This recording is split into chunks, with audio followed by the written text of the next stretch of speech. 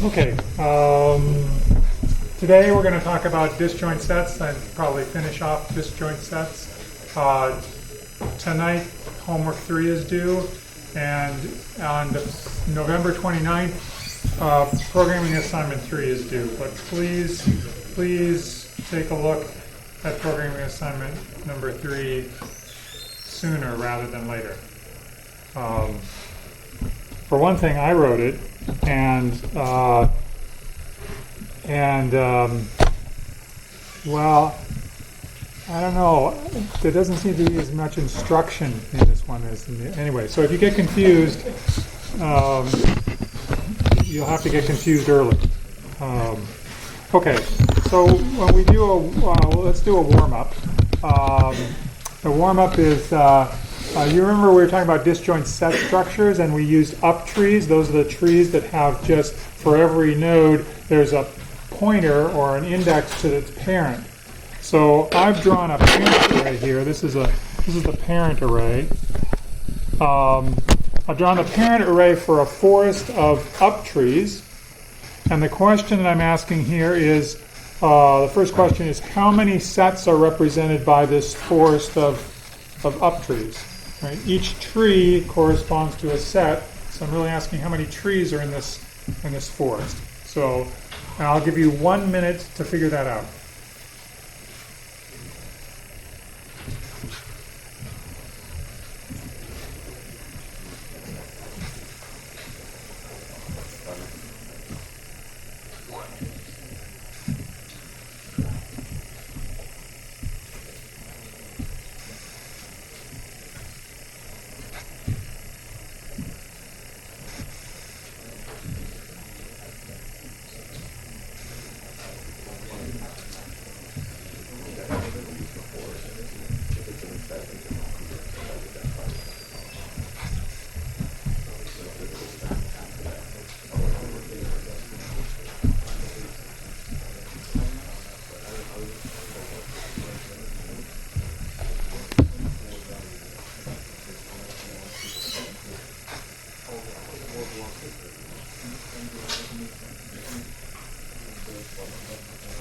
Everybody done? I mean, I have another question for you. Why did I only give you a minute to do this? Like, does that mean? What's an easy way to look at this array and count the number of trees that are represented as up trees in the forest that's represented by these parent pointers, or these parent indices? What's an easy way to do that?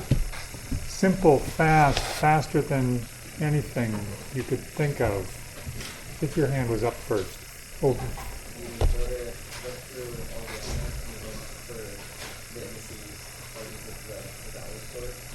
Yeah, you're looking for things that have their parent as themselves. So that's this, and this, and this. That's the root. Those are the number of roots. There are 3 roots in this forest of trees. Therefore, there's 3 trees in this set of up trees. Now, the second question, the one at the bottom of the page, which is what is the maximum height? Now, that question, that actually requires you to trace a chain to figure out what's the longest chain is. That's going to take you more time. But let's do it together because that's what we do. How do you want to do this? I mean, let's draw the trees, but how do you want to draw the trees? Okay, let's do top down. Okay. Oh, you want to do bottom up? We have to find the bottoms. I think it's, well, anyway, let's try top down. 3. Is there anything that points at 3? No, 4 does. Wow. 4 points at 3. Okay, good. Anything else in that tree? So 4 is done. These guys, the roots are 3, 8, and 9.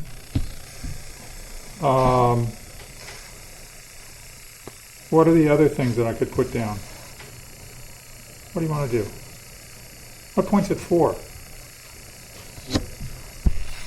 0 and 6. Does it matter which one is the left or the right when I draw this? Is this an ordered tree? An ordered tree is a tree whose children are listed in left to right order, and that order is important. So for example, in all the binary search trees, it's important that the left child is to the left of the right child because you want all the things that are in the left child to be smaller than the root.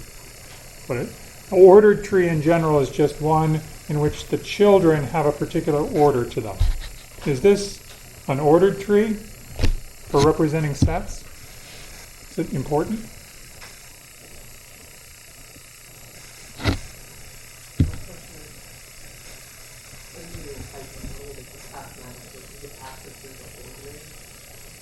No, the path doesn't mean ordering in these trees. An ordered tree is simply one whose children is in order. So there's some ordering associated with the children. That's what an ordered tree is. So M-ary trees, they're ordered. Binary trees, if they're search trees, are ordered. These guys, they don't have to be ordered because the only thing we consider when we are looking for the set that a particular element lies in, the only thing we consider is what is the root of the tree that it's in. And we follow pointers up to the root, and then we can tell you you can know what the set is. Okay, so it doesn't matter if 0 is to the left or to the right of 6. You could draw it either way. It doesn't make any difference. So we got 6 in there. We got 0 in there. Now we have to speed up a little bit because this is too slow. Who's going to 8? 5 and 1. And anything else? 7. Good. Anything else? 10 goes to 6. Great. Let's do 9s now. Who's doing 9? 2. 2 goes to 9. 11 goes to 2. Oh, we're done. Great. So what's the maximum height? 3. And now, you remember the amount of time that it takes to find the set that a particular element is in is bounded by the blank of the tree that it's in. Height. Okay, great. So, great. So that's what we talked about last time. The runtime depends on the depth of the key that you're looking for, that you're doing the find operation on. It's the depth, because you need to know who the root is of your tree, and that's exactly following the path back up to the root, whose length is the depth of k. And then the second operation that you perform on these disjoint set structures is union. And union, well, I sort of told you in this union thing that you're unioning two roots together. But in general, you're not necessarily unioning roots together. It's just that I got lazy. And so now I'm asking you, because you'll tell me. If I wanted to union the set that contains key 1, let's say K1, with the set that contains the key K2, how would I use the union operation that's listed here in order to perform the union on those two sets, the set that contains K1 and the set that contains K2? Well, those two keys are not necessarily roots. What would I do? Right now I've written this for roots. Now I'm telling you they may not be roots. Yep. Yeah, find is exactly your friend in finding the root of the tree that the key is in, and that's what you can do here. You can just say, if you want to use union, you always perform find on the keys that you're unioning together.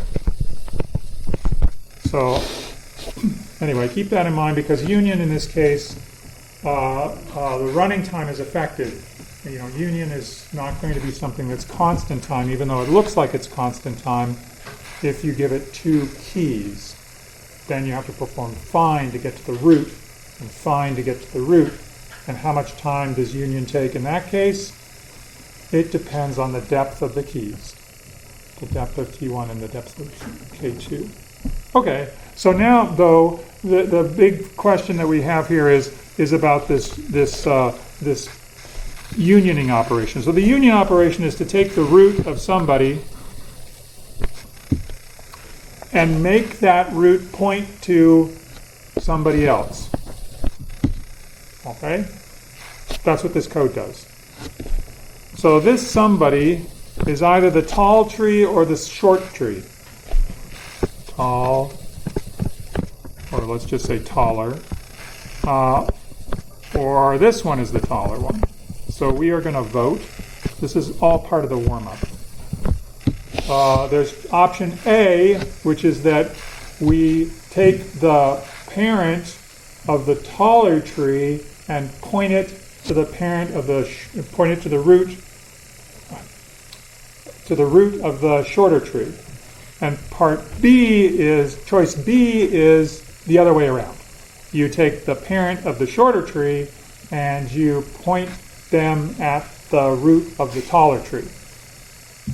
So your options are this.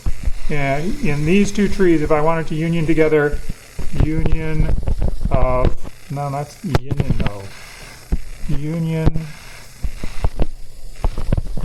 of 0 and 2, then your options are A is this one, and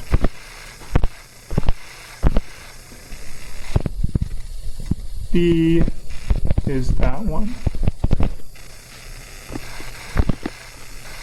So in both cases, you erase the current root pointer and you reroute it to point to the parent of the other tree. How many people believe that we should do option A? How many people believe we should do option B? Excellent. Option B it is. This is called union by height. Union by height chooses to reroot the tree. It takes a pair of trees and it chooses to root them so that they're sharing the root of the taller tree. There's also union by size, but let's just think about union by height first. So I'll make a little bit more complicated tree. So this has height 2, this has height 3, so union by height would be I will take the 2 height tree and I will reroute it. If we did union of 0, 3, I would take it and point it at node 3. Is everybody good with this? This is union by height. There's another union by size, which is you point the root of the smaller tree, the one that has fewer nodes, you point that at the root of the tree with more nodes, the one that has more nodes. And so then there's a question. The question is, if you pick one scheme and you union using that scheme, you perform your unions according to that scheme, then up tree with n nodes has height blank. Really, you're looking for a upper bound on height. And this is something that I think I want you to fill in the blank on. Meaning that I want you to talk to your neighbor, figure out what this is, figure out how you would prove it. You don't necessarily have to write the proof down, but just figure out how you're going to prove it. And then we will reconvene after a couple of minutes. Is that okay? Does anybody have questions about anything about this? Besides the obvious question of how to prove it.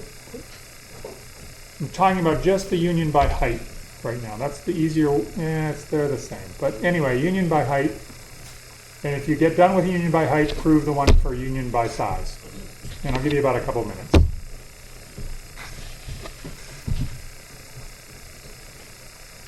By the way, if you're not feeling confident about this task, take comfort in the fact that you've done it before. Where have we done this before? Almost exactly this. Where have we bound the height of some sort of strangely balanced thing? AVL trees. So if you remember how to do that, then apply your knowledge to this problem. And if you have questions, I'm going to wander around a bit. Although I get nervous up here. Yeah. Sorry, what you first diagnosed that was This one here? Yeah. Is union by height. Yeah. The other one, union by weight, would go the other direction. No, it would go this direction too. If I do lots and lots of things, you point the one at the bigger one. And bigger can be in terms of height, or bigger can be in terms of number of nodes. Together it's not it is not true. After you use them, then you still have enough to do it. You're worried about. What are you worried about? It's a tree. It has a.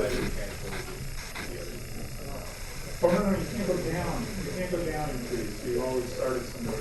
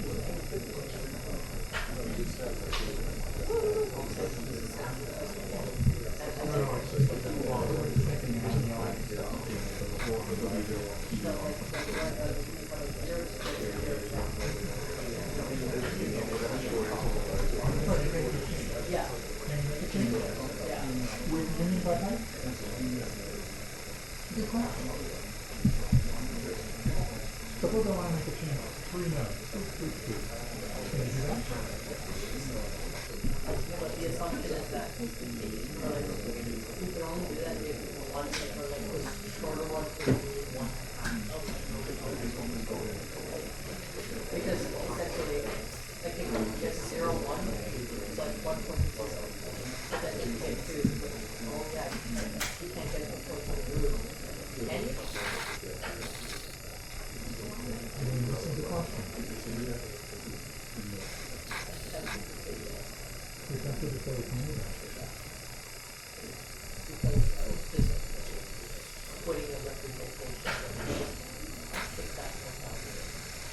Maybe as a, sorry to interrupt you again, but maybe as a kind of a text of thing, is it possible to create a single chain that's longer than 2 nodes if you follow union by height?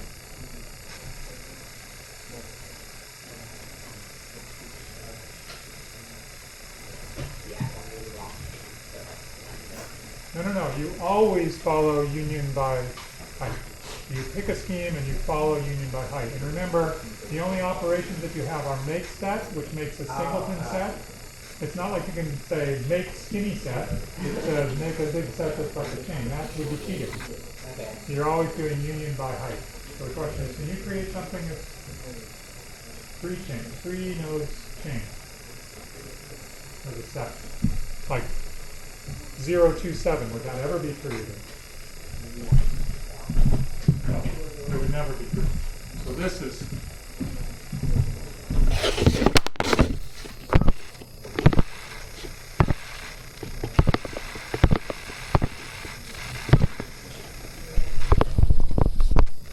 this would never be created.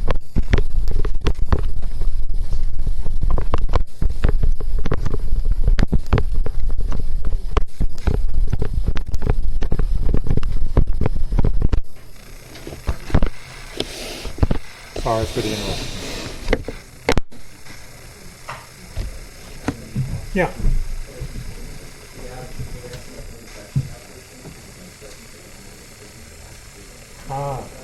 Yeah, so right now the only operations that we're allowing are union and find.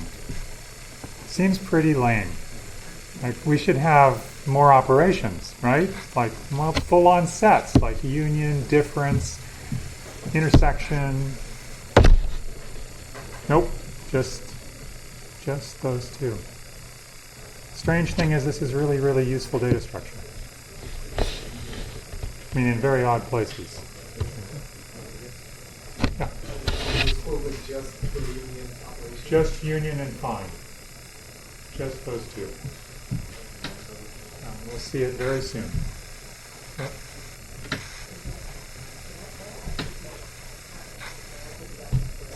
You want to give me the answer? Oh no! That's no. You can't do that. We'll wait until you're done, and then we'll. Is everybody done? Anybody still want more time? It's Friday. Nobody wants more time. Okay. Let's get an answer. Does anybody want to say what the answer is? First of all, nobody does. Come on, somebody must know the answer. Log n. Great. Log n. In fact, something like log base 2 of n. And what's the proof? Generally speaking. Induction. That's very generally speaking. And what are you actually going to start off with? What are you going to try to prove? What would you prove? What would you want to prove in order to get a bound on the height? Maybe let me ask it this way. We didn't directly prove a bound on the height when we proved the bound on the AVL tree height. That's not what we did. We bounded something else. Right? We talked about something else other than height before we proved the height. In fact, we mostly talked about this. Yeah, nodes. And what did we show? Oh, sorry. Yes.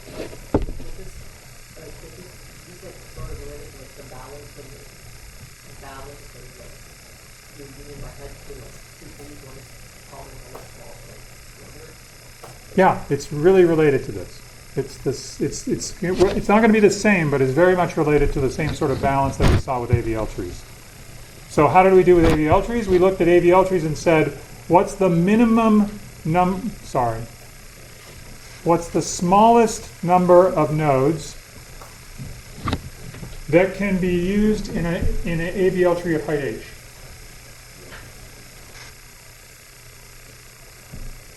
If I have an AVL tree of height h, what's the fewest nodes that I need in order to make it be of height h? Now, if it was just a general old binary search tree, that minimum number would be something like h minus 1, because that's all you need in order to make a tree of height h. So you're looking at that. So in this case, we're looking at the same sort of thing. The number of nodes in order to get to a tree of height h. This has to be greater than or equal to something. What is it greater than or equal to? Do you remember this argument? I mean, this is I think an important argument to get out of this course, because it's doing two things that are great. One, it's using inductive or recursive definition, and it's talking about a definition that's based on a structure, like a tree. And those two pieces, the mathematical analysis and the base on a structure, those two pieces are part of what this course is about. So what did we do with that? We said there was a bound on this. There was a sort of a recursive bound. Do you have another recursive bound for this? Here I have a tree. I have another tree. The only way that I can get to a tree of height h is by unioning trees, right? I mean, I can't get to it any other way. There's only the union operator that changes the height. So what is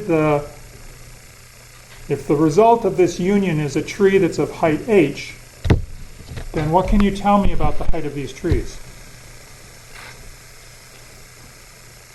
I'm unioning these two guys together, and when is it the case that the result is height h tree?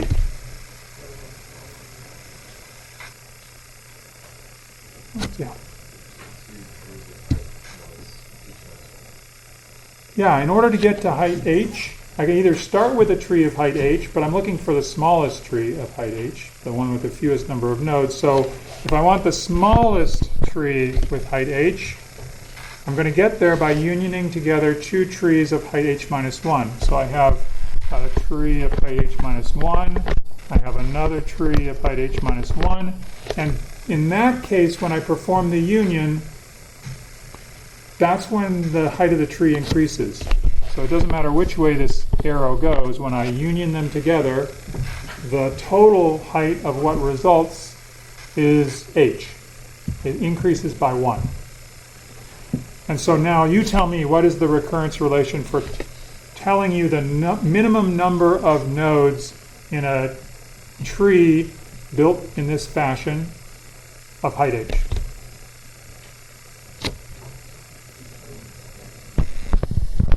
Two times n of h minus 1. And you can tell me the base case. N of height 0 is 1. And now you can solve the recurrence in your head, right? By performing substitution and seeing how many times you perform that substitution. And what is the answer? N of h is greater than or equal to 2 to the h.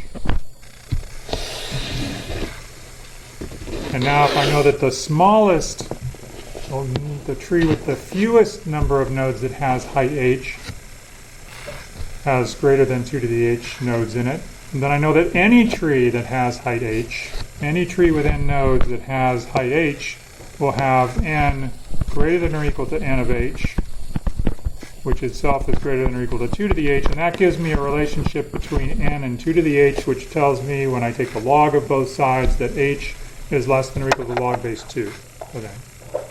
So this is the same thing we did for AVL trees. It's even simpler. So if you found that to be acceptable, maybe the thing that you should think about is how do you prove that union by size also will result in log base 2 of n. Yep.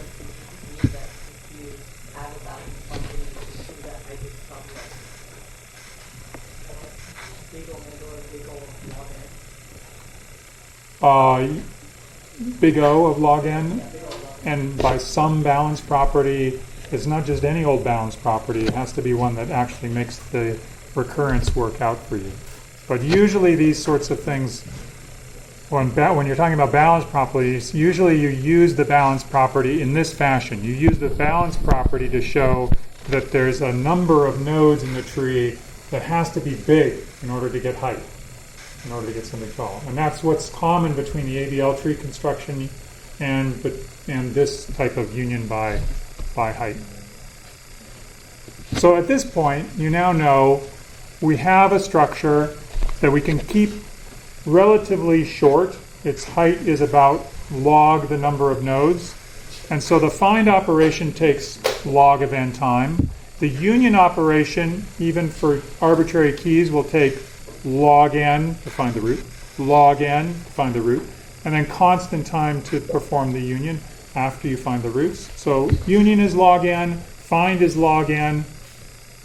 That's pretty good, don't you think? Not bad, you say.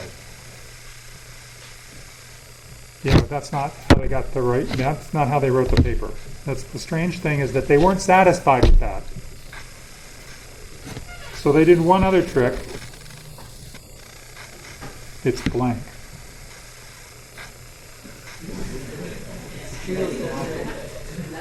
Wow, that's tricky. Let's go back, and then let's go forward again.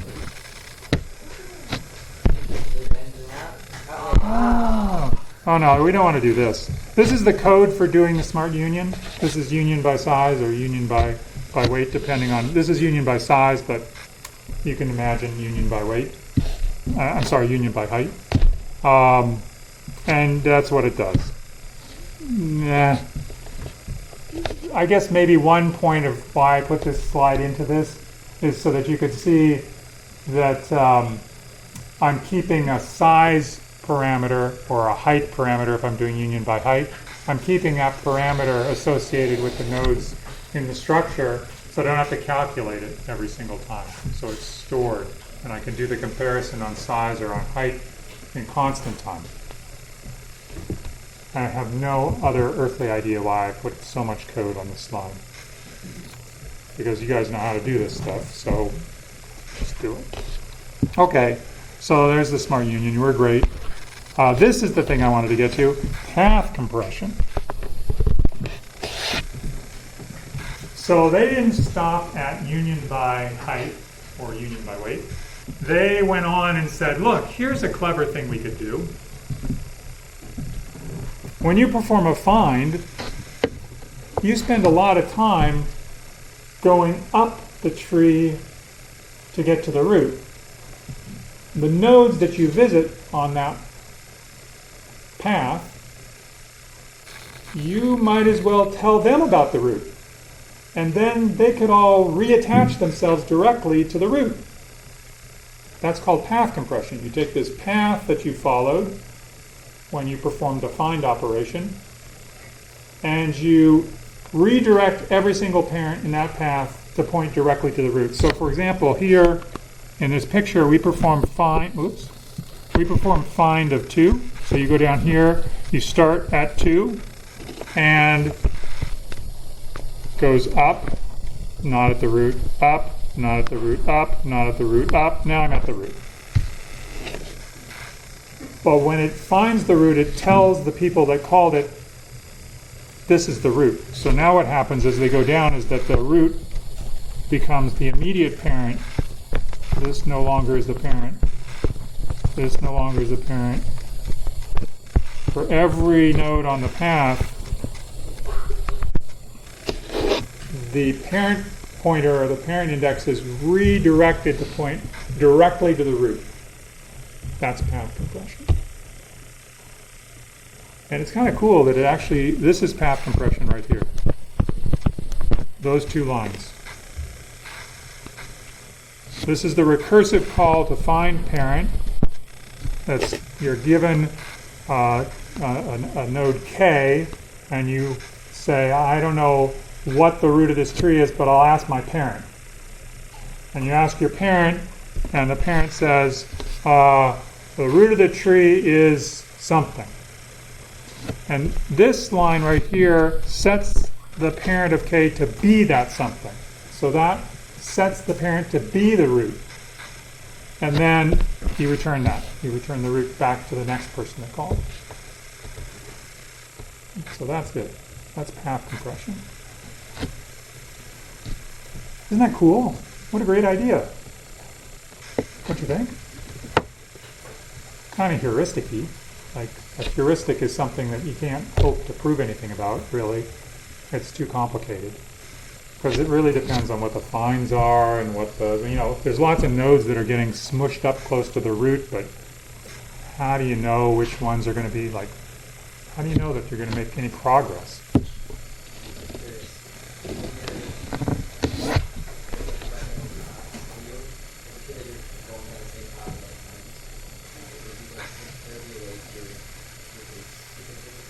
So if I do path compression, how many times do I go down a path?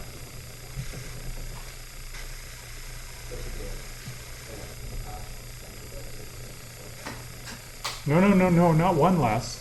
This is the result of find. Find takes, you do it once, you have to traverse this path once, from bottom to top. And after you've traversed that path, the path is gone. It no longer exists. It's been fragmented up into little individual pieces that just stick directly, 2, 1, and 5. So all of that stuff is just directly connected to the root. So the number of times you're going to traverse a long path is once. And then it just shrinks. So essentially, whenever you traverse a path, it's like it goes away. That's sort of how the analysis works, almost, kind of, not really. But you can think of it as being, every time you pay for something using a find operation, it results in a shortening of the tree that makes it never the case that you ever retrace that edge again. I mean, except for a unit.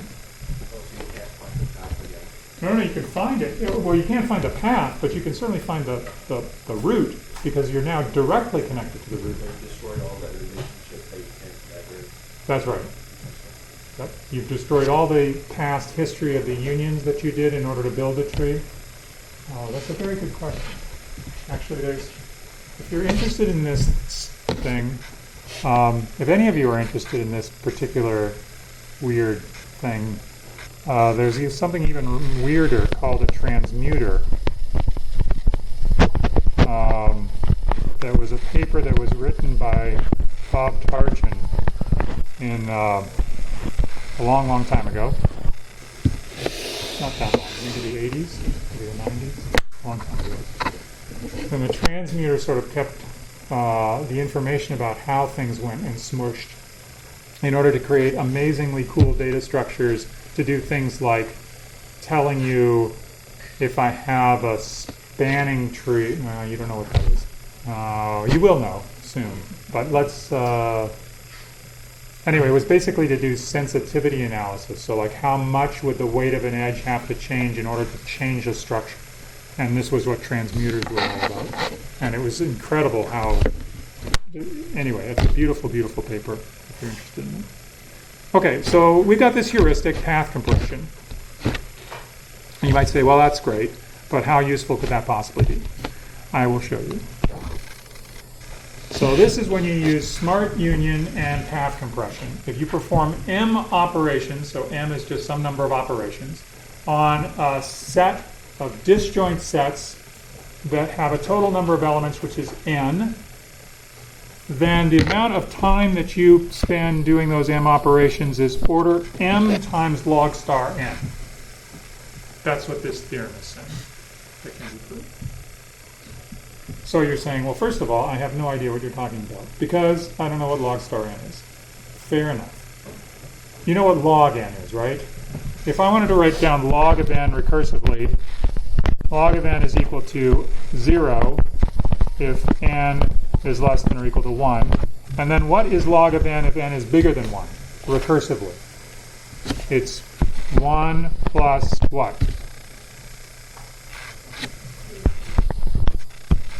Log of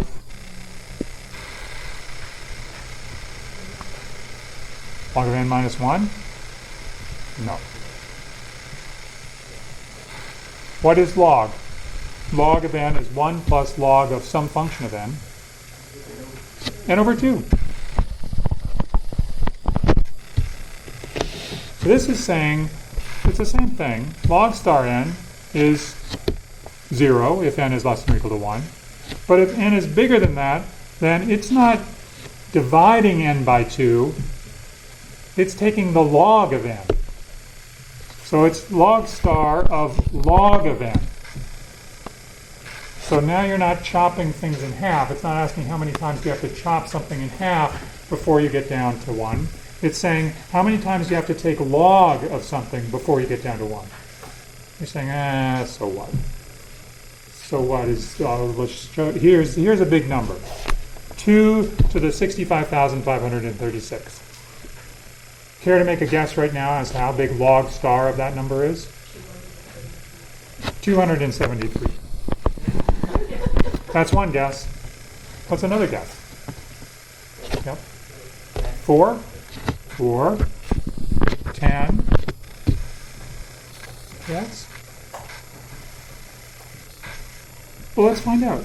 I mean, this number here, 65,536, that number is equal to, not 2 to that number, but that number itself is equal to what? It's a power of 2.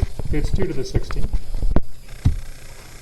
When I take log star of 2 to the 16th, I get 1 plus log star of log of this number. Log of 2 to the 65,536 is 65,536, which is 2 to the 16th.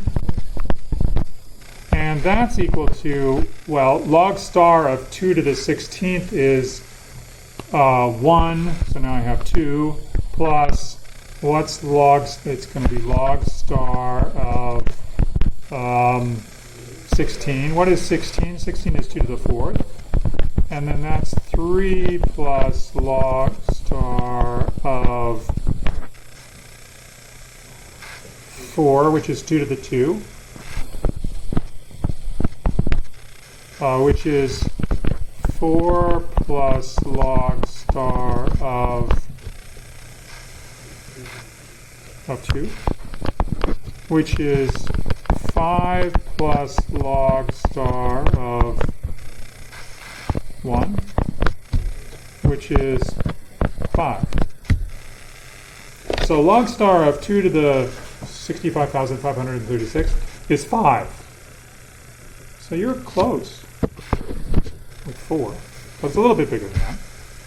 In any case, if you're thinking that, well, okay, that's great, but just think that the number of atoms in the universe is 2 to the 273. So if the number of atoms in the universe is that big, probably your structures are not going to need to be doing more than 5 times m would be the running time of your disjoint set structure for all practical purposes. So it's not a constant, log star n, it's not a constant, but for practical purposes it really is. It's never bigger than 5. So, okay, that's the running time that you get when you use path compression and smart union. And the proof of this is really very complicated, but it's beautiful. So if you're interested in seeing the proof of this, come and see me and we will work it all out. How many pages is the proof? Actually, so there's another proof. So this isn't the last proof. The last proof is the one that does this. It's actually the case that it's not even m times log star, and it's smaller. It's m times this function, which is the inverse Ackermann function, which is even more slowly growing than log star. And so for all practical purposes, the inverse Ackermann function for m and n is about 4, I think. It's pretty much as big as it's going to be. And that proof is in a paper by Seidel and Sharir, if you're curious. And it's a really nice paper. And it's complicated, but it's not out of reach. And this is the last paper in the series of papers on this. The other ones were actually more complicated. This one's simpler, I think. Okay, so what this all boils down to is that if you do smart union and you do path compression representing sets, disjoint sets as uptrees, you get essentially amortized constant time per operation. That means I divide the cost among all of the operations. There are m operations. The average amount of time that you're spending is about 5, or log star n time to do it. Is it good? Anyway, it's cool. And I know you're thinking about how useful can this all be. We will use it for doing minimum spanning trees. So we'll use that as one of the pieces of Krussel's algorithm. Okay, but what we're going to start off next, this is the next big topic, and probably the last topic because it's really big. We're going to talk about graphs. And this picture I just thought was an interesting picture for you to see. It's a visualization it's a graph that's showing you the family of graphs that are planar. So it's not, anyway, a planar graph is a graph where there are no edge crossings. This graph has edge crossings, so it's not a planar graph representation of all planar graphs. But you can see that there are quite a few types of planar graphs. I should point out that bar visibility graphs were done in a PhD thesis at UBC in 1980. by a guy who's just retired as a professor at Lethbridge, University of Lethbridge. Really nice guy. There's, pardon me?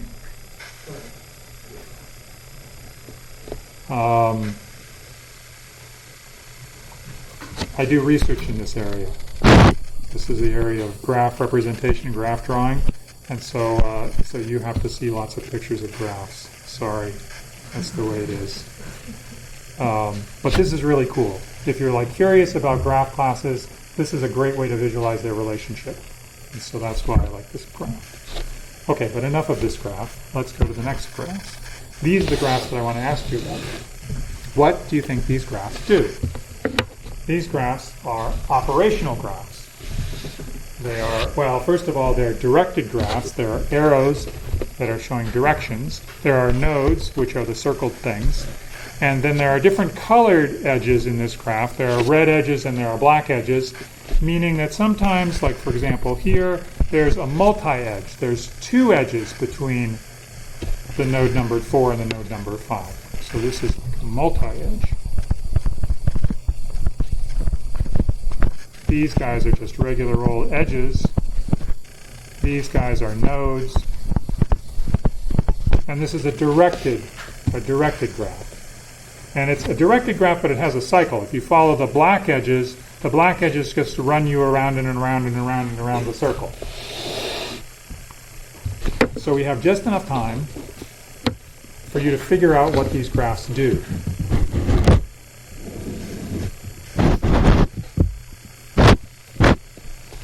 Do you want a hint?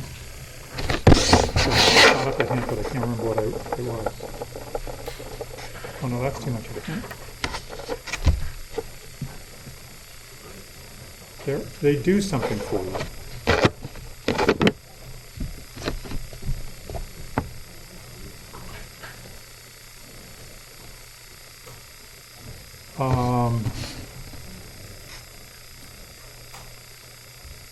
Let me think.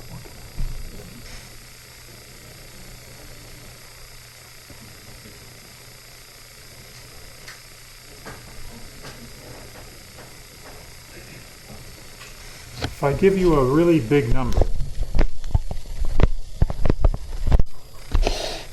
this tells you something about that big number. Yeah.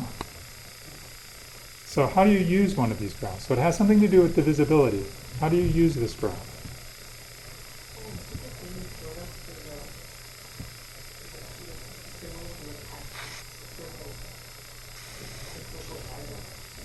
Oh, you mean like the clock for doing mod? It's like that. It's very much like that.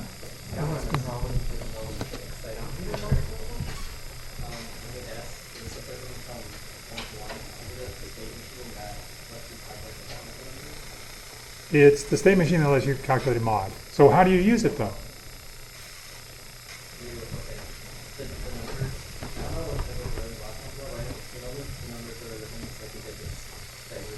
Okay.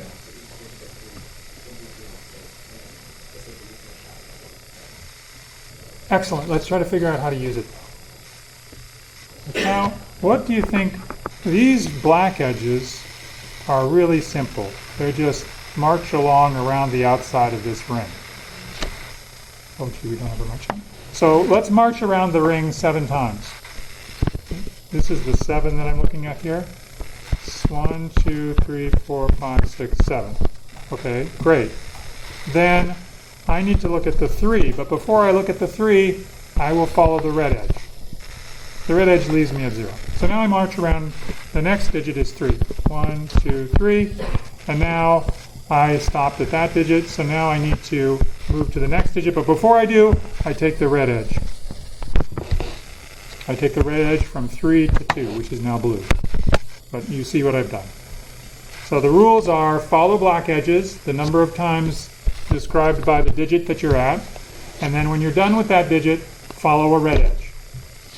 Now we're at 2, and we have to do 2 black edges, 1, 2, and then we are done, because we don't have any more digits to do. So the guess is, or at least my guess is, unless I did something wrong, that 7,312 is 4 mod 7. If you land that four, or like, that would be like, well, hey, so what, you have to follow every single letter, or one letter? No, one red edge. You follow black edges for the number of numbers that you have here. So let's, anyway, the other one is for divisibility by 6. This is for divisibility by 7. If you end back up at 0, then the number is divisible by 6. If you end back up at 0 in the other graph, then your number is divisible by 7. Isn't that cool? It's a graph. Maybe you want to build one that's for 8. That would be fun. Or 9. Or 10. Okay, we'll talk about it next time.